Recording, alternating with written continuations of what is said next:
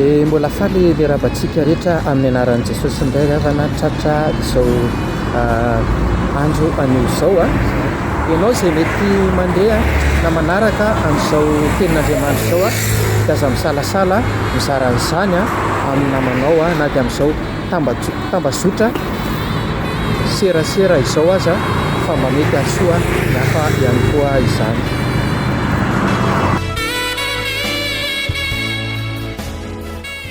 Tantaran'olona anankiray voalaza ao anatin'ny soratra masinao izay mampiritreritra dia akatsika afatra tsy inona izany fa ny tantarana olona anankiray antsoina hoe Jorama, mpanjakan'ny Joda io izay nanjaka tamin'ny taona 770 talohan'i Jesosy Kristy ka hatramin'ny faha 170 talohan'i Jesosy Kristy, izany hoe nanjaka nandritra ny 9 taona izy mpanjakan'ny Joda.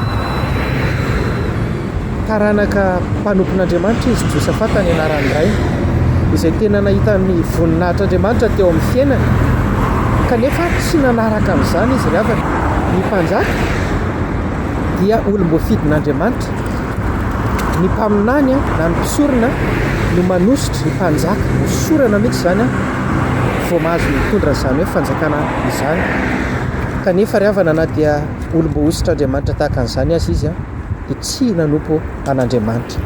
Tamin'izay fotoana izay dia nahatonga taratasy fampibebahana anazy fampahafantarana anazy ny sitrapon'Andriamanitra dia ny mpaminany novakitsika ny tantara faharoa toko faha 120 amin'ny anaran'i Jesosy ka manomboka eo amin'ny 120 no novakitsika amin'izany.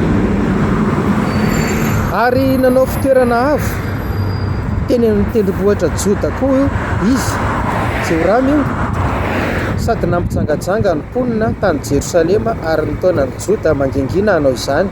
Ary nisy taratasy avy tamin'ny Eli mpaminany tonga tao aminy nanao hoe izao no lazain'i Jehovah Andriamanitra Davida rainao noho ny tsy nandehananao tamin'ny lalan'ny Josafata rainao na ny lalan'ny asa mpanjakan'ny Joda fa nandeha tamin'ny lalan'ny mpanjakan'i Israely kosa ianao ka nampijangajanga ny Joda sy ny mponina ny Jerosalema toy ny jangajangan'ny taranaka Ahaba, sady ny vononao koa ny rahalahanao nateraky ny rainao izay tsara noho ianao dia indro asian'i Jehovah arety mandringana ny vahoakanao sy ny zanakao sy ireo vadinao mba amin'ny biby fiompinao rehetra, ary ianao koa ho azo ny aretina mafy dia aretina amin'ny tsinainao. Amen. Inona moa ny afatra izay sotomina ao anatin'izany tantara izany ravana?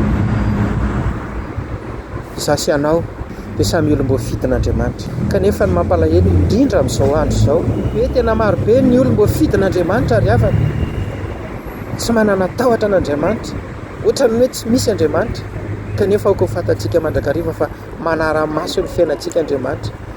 Tahaka tamin'ny taona fa 770 tany ho any dia nisy taratasy kely izay, trakta kely izay ny zarazarain'ny olona dia mba sendra nahazo dia nivakan'ilay izy tao dia izao manao hoe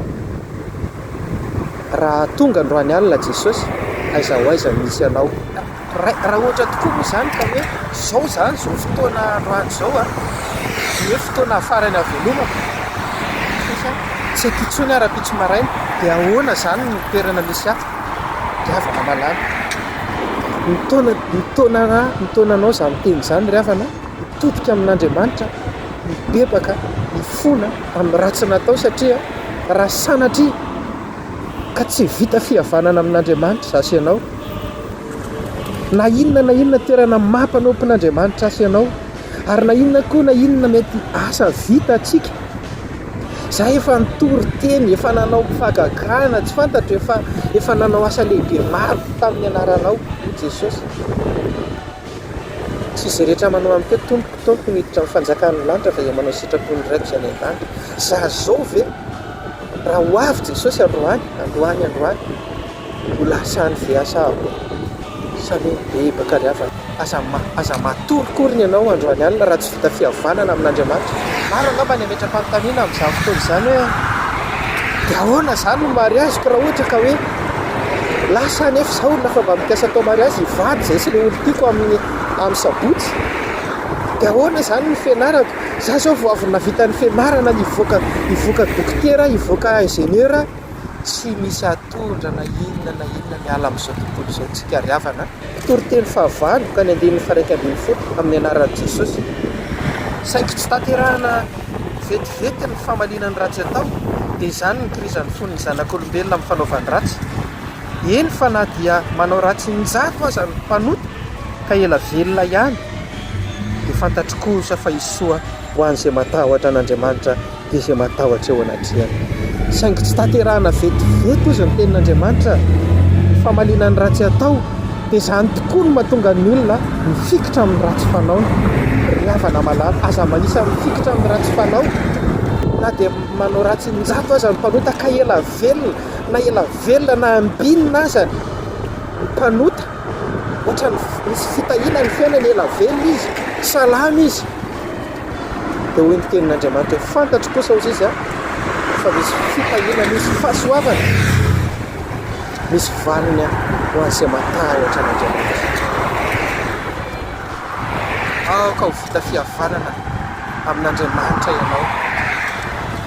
Aoka anatona an'i Jesosy Kristy Tompo izay efa nanolotra ny rano teo amin'ny hazo fijaliana ianao. Ka raha ho avy ny fotoana ialanao eto amin'ity izao tontolo izao ity, dia ahita amin'i Jesosy hampiditra anao hoe midira amin'ny fifalian'ny tomponao. Ry mpanoto tsara sady mahatoky, efa natoky tamin'ny kely ianao, tendreko mpanapaka ny be ianao. Fa izao tontolo izao angely avana izao fandalovana ny ety tany ity, tsy misy maharitra izao fa fandalovana, fa any an-danitra any no tena fonenantsika, any mandrakizay atsika, tsy herintaona na 10 taona na 20 taona, mandrakizay tsika any. Andia lalana volamena zasy ianao, ary dia fakahiny tamin'ilay Andriamanitra, ilay efa niandry atsika, ilay efa niantso atsika, ilay efa nitantana atsika isan'andro.